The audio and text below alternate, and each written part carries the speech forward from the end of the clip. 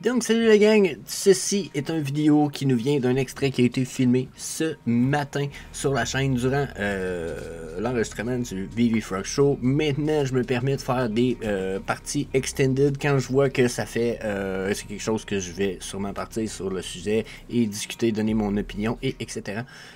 Maintenant je les enlève un peu du VV Frog Show en grande partie, puis je vous les réserve pour vous les poster ici, vous donner votre avis. Aujourd'hui on parle du Master Collector Program, des comic book rares, puis du potentiel futur du MCP qui est à ne pas négliger, qui est supposé arriver this fucking year. So, yeah, on va garder ça, puis that's it.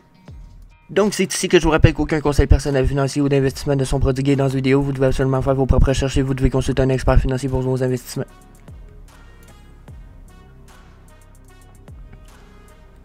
Avec tout ça, ça nous donne la perspective du prix qu'on pourrait atteindre avec le collectible sur Vivi. Donc probablement avoisinant les 10 à 20 000 piastres pour le David Warhol Collectible. Donc yeah, quand même super interesting. Je veux qu'on aille voir une petite affaire rapidement.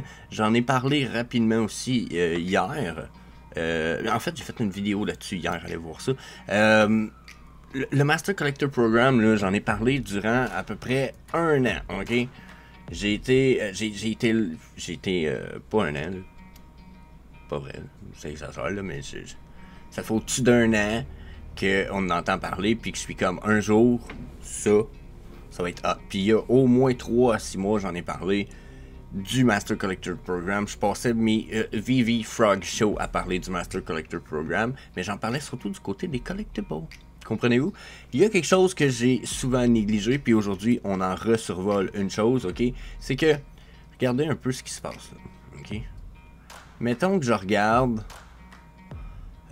les Master Collector Program, les Master Collector Points qui sont donnés par les raretés, ok? Si on va dans Common, je peux les montrer toute la gang, ok? Je vais sûrement étirer la vidéo sur plus longtemps. Et si je regarde ça, regardez, bon, là, les points augmentent, Uncommon, let's go, 0.50, après 2 points par jour pour le comic, qui est, bon, 3, vous voyez, ça continue, c'est quand même cool. Là, je pense que ce qui est important de prendre en note, c'est que si ici, vous pouvez voir avec sur VV Setlist à quel prix vaut votre le Master Collector Point. Comme là ici, là, genre pour avoir un point, un Master Collector Point, ça coûte 59$. Avec ce collectible-là, ou avec des collectibles, avec ce collectible-là, pour avoir un point, ça coûterait 59$. Donc là, nous, ce qu'on veut essayer de faire, c'est d'aller cliquer là-dessus pour essayer d'avoir ce qu'il y a le moins cher. J'en ai parlé hier. Les comic books qui offrent le plus de potentiel de Master Collector Point par jour, regardez bien, le phénomène qui s'applique là, on est par nombre de Master Collector Points, donc c'est normal que, même si je placerais par édition, ça serait normal qu'on voie toutes les mêmes raretés ensemble, ok? Regardez, presque toutes les mêmes raretés sont ensemble, sauf certains comics, ok? Certains trucs, même chose si on continue de descendre, là. Je peux continuer de descendre, regardez, toutes les mêmes raretés sont ensemble. Pourquoi? Parce que ils ont toutes le même, sensiblement le même nombre d'éditions selon leur rareté. Les prix, probablement qu'on peut y aller un peu dans le même genre de comportement. Regardez les prix, encore une fois, on voit d'autres raretés comme un Uncommon ici, super cher, tu sais, on en voit, c'est pas un problème.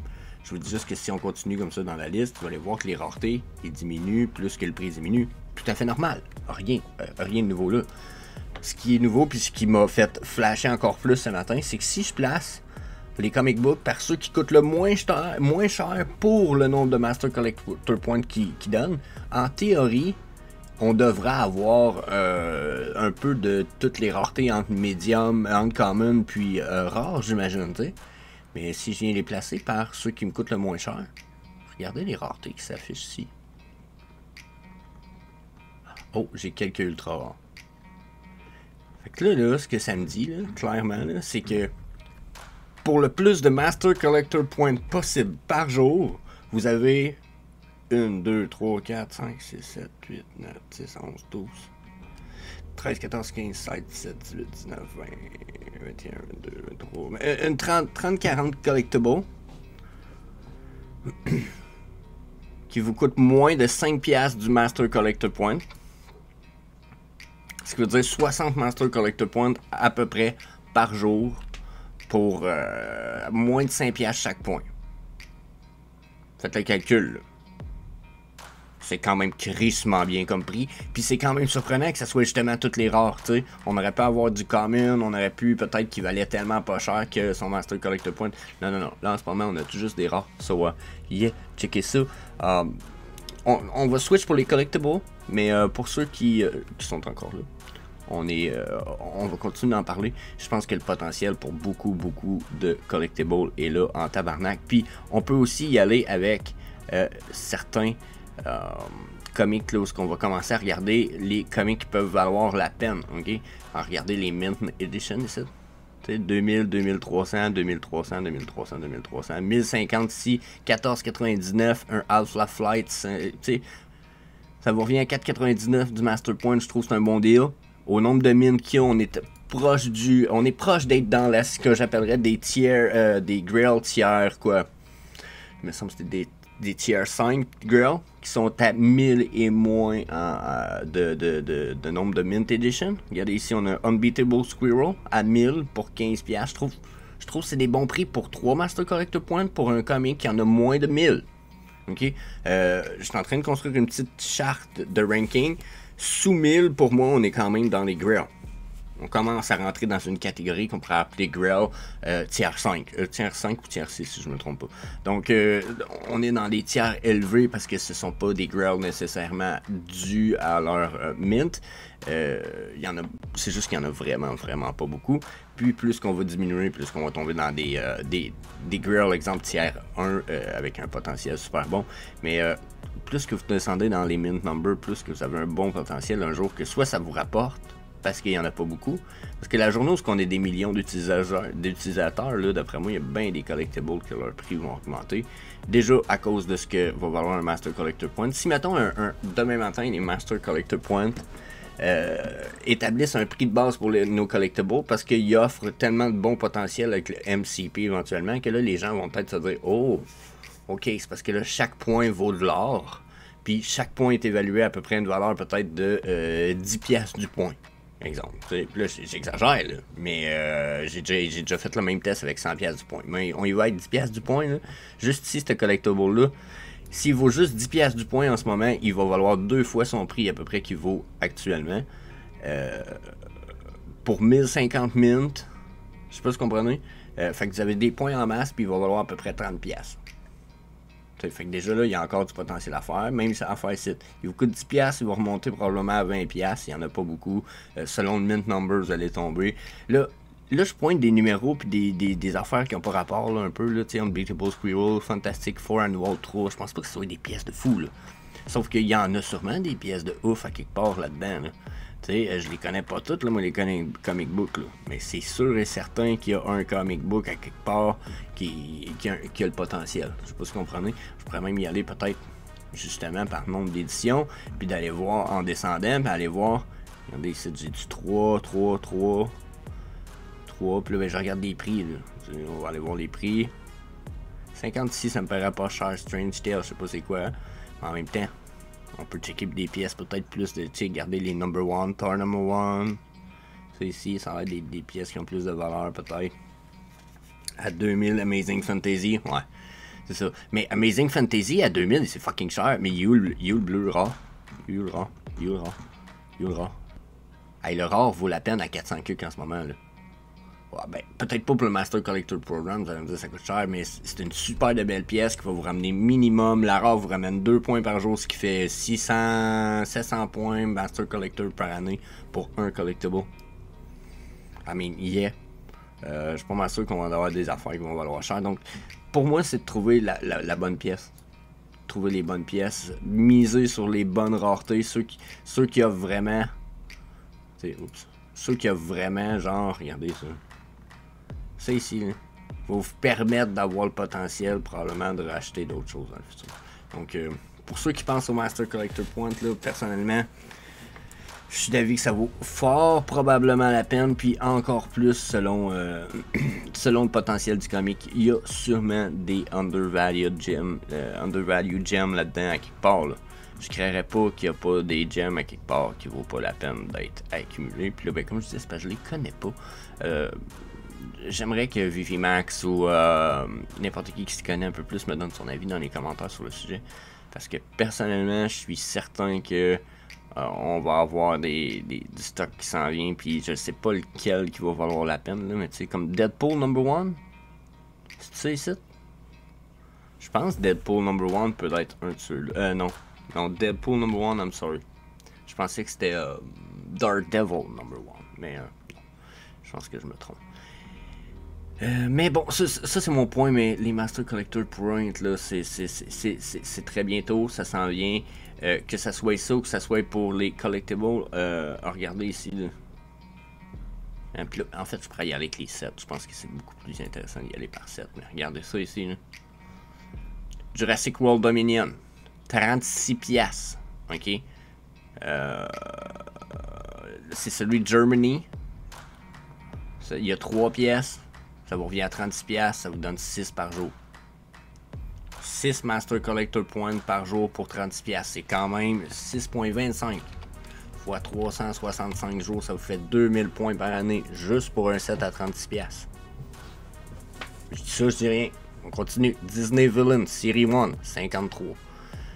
Sunflower Gwen Mission, ici, 32$. Donc, tu sais, toutes des sets de ouf, jusqu'à un certain point que le monde n'aime pas. On a même, je suis sûr qu'on va tomber sur Electra, de checker Electra ici. À 104$ Electra, ouais, mais elle donne 13 Master Collector Points par jour. Ça, là, c'est genre. Attends un peu, on va le calculer. 13 fois 365 jours, c'est 4700 points par année. C'est fucking nice. Ça vous revient à 7,91 du point. C'est pas cher. C'est des bons deals. Vous pouvez. On peut pas cracher là-dessus. Puis plus que ça va aller aussi, plus qu'il y a des pièces qui vont avoir du potentiel de monter de beaucoup. Bon là, Jurassic World Dominion, je sais pas parce que je connais pas la popularité extrême rendue là d'un cadre. Sunflower Grand, je dirais la même chose. Les Disney Villains, je dirais la même chose. C'est pas des séries qui ont, d'après moi, beaucoup de potentiel. Donc si vous les prenez, c'est surtout pour le MCP.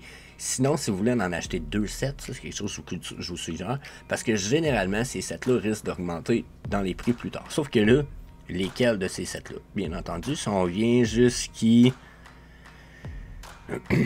probablement qu'on peut descendre là, jusqu'ici avant de commencer à dire que c'est des sets qui ont un potentiel beaucoup plus grand. Là, pourquoi je dis ça, c'est que si vous voulez avoir un deuxième set pour essayer de le flipper, parce qu'un jour, ces Master Collector Points peuvent faire remonter la valeur. Exemple que un set voudrait 10, un Master Collector Point voudrait 10$ du point, ben là, ici, on augmenterait genre de 30% probablement. Sauf que là, on va regarder des séries qui ont peut-être un peu plus de potentiel, question... popularité, hein? Là, regardez ici. Star Wars. Ah, ça c'est un set qu'à 140, vous en avez 2, il vous donne 15 points par jour. En avoir 2, vous allez être sûrement capable de leur flipper dans le futur à profit. Genre super easy, ça reste du Star Wars. Hein? Ça reste du Star Wars, les premiers cadres en version. Ça je suis pas mal sûr. Jurassic World Dominion Blue. Ben encore là, on est dans un dinosaure. On n'est pas nécessairement dans un cadre. Je verrais du potentiel. Là, encore là, je verrais pas pourquoi il ne pourrait pas augmenter. Groot, Holiday Groot, I don't know. Je suis pas sûr pour la popularité. Beta, Jurassic World Dominion, je pense que la popularité peut être bonne au même titre que l'autre en haut. Donc, c'est 2 sets que je pense qui ont un potentiel d'être flippables en plus dans le futur. Donc, vous en achetez un peut-être pour les points, un autre pour pouvoir flipper, pour payer les 2 sets dans le futur. Je pense que ça peut être très, très acceptable. Mighty Marvel, le truck, je pense que c'est acceptable aussi comme drop à 21$. Là. Yes, c'est un Master Collector set à lui tout seul. Donc ça, c'est une chose à ne pas négliger. Il y en a d'autres comme ça ici, comme les posters comme ça. Ça, c'est super bon pour le Master Collector Point. À 20$, vous avez 2.25 Master Collector Point. Puis vous avez un 100 points de Master Collector Point de données parce que c'est un set à lui tout seul. Même chose pour le Deadpool Truck. Let's go! Let's go! Ça, c'est du big deal. J'ai absolument rien à dire contre ça, au contraire. Mermicarno, genre No Time to Die, ça c'est des choses que je suis pas sûr de la popularité future. Dead Beats, ça peut être un très bon set pour la popularité future à cause il donne beaucoup. C'est un artiste qui est très aimé. Il est pas populaire de fou, mais sa popularité n'est que grandissante. Donc pour l'instant, aucune critique à faire. Au contraire, juste des fleurs à y lancer. Donc un bon potentiel, mais peut-être pas un potentiel à la Star Wars par exemple. Puis on peut continuer comme ça, hein. Take Me Out to the Ball Game, pas sûr que ça va vouloir de quoi, mais en même temps, tout seul, à lui tout seul, pour un set, boom, 100 Master Collector Points en plus des 2.25 que ça vous donne. Weapon Rack, pas cher pour le set, 8.75 points par jour. C'est bien, c'est vraiment bien. Donc plus on peut continuer, plus qu'on continue, moins que les opportunités sont cool. Mais regardez surtout les séries, regardez ici, on a du Coca-Cola. Le potentiel de pouvoir flipper le Coca-Cola à profit est excellent. Donc 1, 2, 3, 7, let's go. Vous ramassez les Master Collector Points, puis vous flippez tout ça à profit tout à l'heure. Genre le 2 puis le 3e set, vous me flippez ça. Puis vous gardez toutes les low min pour le set le plus bas, puis let's go. Comprenez-vous? Donc je pense que les potentiels sont là selon les IP. Les lightsabers, c'est le premier set de lightsaber. Fuck yeah, à 200$, 207$ le set, 15 points Master Collector Program. Fuck yeah. Genre, le potentiel est bon. Puis moi, depuis tout à l'heure, je vous parle de 10$ du Master Collector Point, mais je suis sûr qu'on peut y aller probablement plus, à l'entour de 20$ du Master Collector Point. Donc, think about that. Pretty sure, je suis pas sûr qu'il y a bien des opportunités à avoir là. Fait que, évaluez tout ça, la gang, je suis sûr que vous êtes capable de faire vos propres recherches, vos propres diligence, consultez bien entendu vos experts financiers pour savoir ce qu'il y en est. Puis, yeah, bon investissement la gang. So, yeah, c'était ma petite section Master Collector Program of the Day. Let's go! Donc vous avez aimé ces petites vidéos-là, le Vivi Frog Show, le Omi Frog Show, vous voulez voir la charte du Bitcoin, etc. Un paquet d'affaires à ne pas manquer sur la chaîne. Bien entendu, je vous invite à faire le smash le subscribe button, la même chose avec la notification bell. Puis, yeah, that's it. Peace.